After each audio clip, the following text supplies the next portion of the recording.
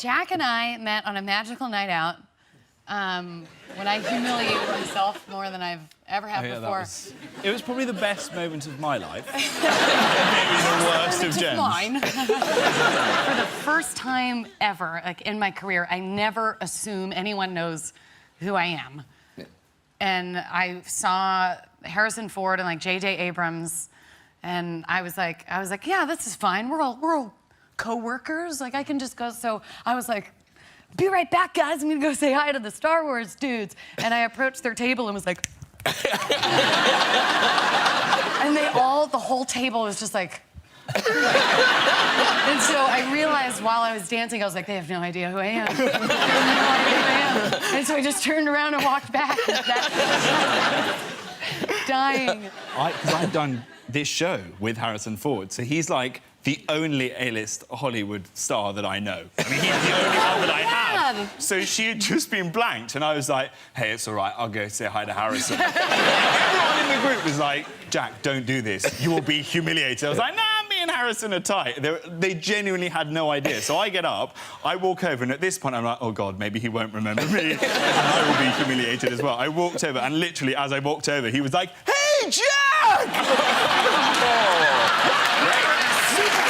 Sometimes I have to introduce the guests, but Saoirse and Timothy, now you know each other. Yeah, we're best friends. Yes. Well, you might, are you? I don't know. We're as close as we could be.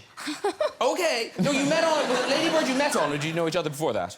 Yeah, we met on Lady Bird. Yep. And we've kind of just been together ever since, because we ended up doing press together after that. And what's the story with you calling Timothy Pony? That's not a thing, is it? You said it was a thing. No, it wasn't. No, what happened was we were doing an interview when Timmy was doing stuff for Call Me By Your Name and I was doing stuff for Lady Bird. And we did an interview, and I said in the interview that Timmy is like he's like a horse. He'll just come up to you and he'll just sort of nuzzle you just randomly. And I think of him as a boy horse. Yeah, exactly. See? Meryl Streep, you weren't always Meryl Streep. What? Oh. What do you mean? No, at birth, I had to be named Mary because my mother's name was Mary and her mother's name was Mary and her mother Mary. And I named my first daughter Mary because I'm, yeah, I'm that way. What is that way? What do you call it? Creature of habit? No, trying to fit in. All right. And make everybody happy in the family, basically. Yeah. So, yeah, but my mother's... What was the question? I'm sorry. You weren't Meryl. What is my name? You weren't Meryl. What is your name, yeah, was the question. I knew that. I know the answer. Just give me a second.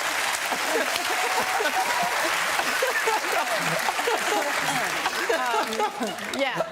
I was born Mary, and Louise was my mother's best friend, Louise Buckman, so I was named after her. And, but I was always called Meryl. My father's made that name up, and he liked that name, and so I hated it. I wanted to be named Patty or Kathy, or that's how they said it in my town. Patty, Kathy, Debbie. You'd be such a different person if you'd been brought up Patty, wouldn't you? I don't know. Yeah, probably. Yeah. But I had glasses, and my name was Meryl, and, and it had a P on the end. The street should have been street. I always wish, why didn't they just put the T on the end instead of P? You know what I mean? Yeah. It's all coming out now. Tyler Perry, obviously, you're a very tall, handsome man. But if I was writing a film, right, and I was writing a scene that I was going to be in, and I was going to be on a beach with the other people it's in, I would not have hired, is it Michael J. White? Michael J. White, sure, yeah. I'd be like, no, you can't be in my film. He has a horrible-looking swelling. Is he okay? No, he's ridiculously buff. Yeah, but that's why you hire him, because people who are going to see the movie, you want them to want to see him. Because if I take the shirt off, man, I'm telling you, I look like that. But that's why I didn't take the shirt off in the scene, because I didn't want to show him up. No, of course. I thought it would be too much. It's his moment. Yes, yes. It's my film, so I'll give him his moment. That's beautiful. Yes. Cool. And Graham, do you need a moment? Have we, Kate Blanchett, seen your bottom or not? What would you like to? Well, it's lovely. I did the fly fishing. It's Yes. only fair.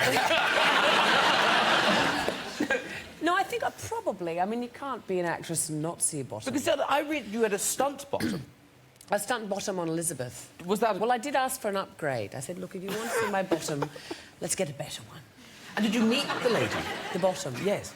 I don't know whether it was my bottom or her bottom in the end. I didn't really look that closely. But you don't see your own bottom very often, do you? So how would I know? But wait, did you like it? Well, I didn't really. I mean, I don't... Do you... Have you... I'd look at your... I would look at your bottom if it was on screen. Would you? And do you know what? While you're looking at her bottom, I'd look at your bottom. Would you? This was about 10 years ago. I did a film with Morgan Freeman. It was a really small film, and the first 10 pages or 10 minutes of the film are us two just driving together in a car and talking. And it took 3 days to shoot, and he didn't talk to me the entire time, like in between takes, right? Because he had so much dialogue, I learned later, right? Okay. So he was just, you know, so in between we wouldn't really chat, but we were in the car together for 3 days. And then at the end of the third day, he just turns to me and he goes, Jonah, Jonah, Babona, Banana, Fana, Fofona, Me, Ma, Momona, Jonah. That's it. And then it was like super uncomfortable. I didn't know what to say back. It was one of the more weird moments of my life, you know? And I just didn't know what to say, so I just said, thank you. And then he said, it was quiet again, and then he said, do me. I was like, what? He's like, do my name. And I was like, do your name? And he's like, yeah, do my name. And I was like, Morgan, Morgan, Bo Borgan, Bo Forgan, me, my, Mo Morgan, Morgan. And he went, all right, and then we never spoke again. And the first time hello to Himesh Patel. Now, a lot of people, they leave soaps like EastEnders and they're going to pursue a film career. You've done it, by God. You're the star of a big movie. Well done, you. Thank you.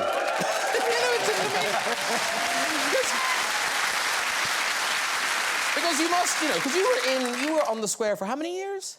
Close to 9 years, yeah. Yeah. So you must have waved goodbye to a lot of people thinking, yeah, good luck. Yeah, yeah. And I bet they're all thinking, we'll see him again in about a year. Yeah, it's gone well. I don't know. There you are as Tamwar on the thing. And It's so sweet. you lots of storylines. You were a market inspector. You were the maitre d' of the Argy Bargy. Great net. But now, how did this happen, Himesh? Ah, yes. Because that was part of the show. Yeah. I wish you'd worn that tonight. I considered it. But I thought against... But this was about a year after I joined the show. And they'd kind of got the measure of me. They realised that I liked comedy and I liked kind of having a laugh. But their idea of using that was to do this storyline where Tamwar starts doing impressions of other people in the square and putting them online. And I had to do this like half a day where I was just sat in front of what looks like tarpaulin.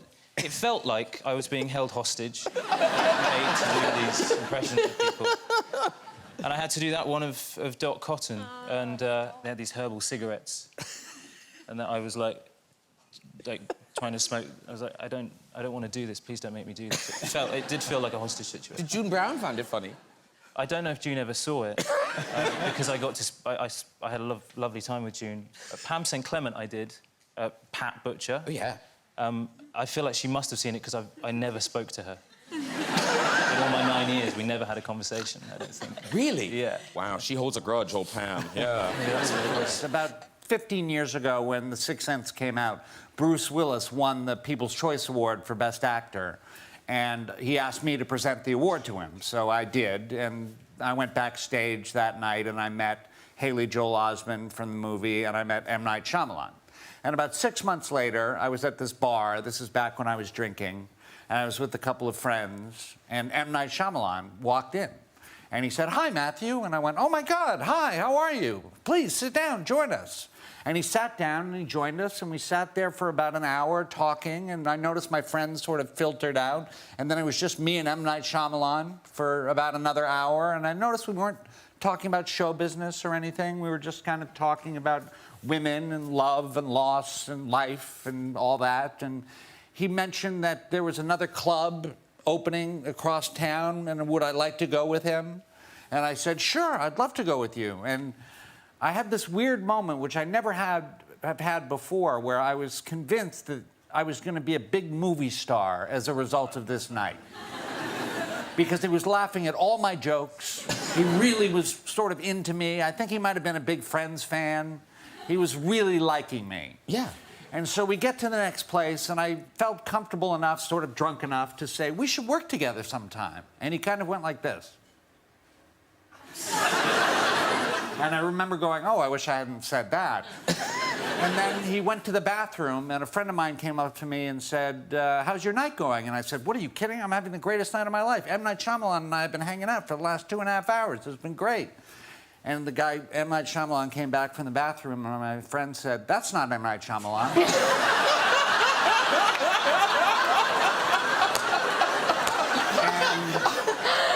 And it wasn't. It was just an Indian gentleman who looked a lot like M. Night Shyamalan. And I had said to him, "Let's work together." And it turned out he was a maitre d' at a local restaurant. Have you ever seen him again since? No, but I've seen the guy, and we always look at each other like jilted lovers.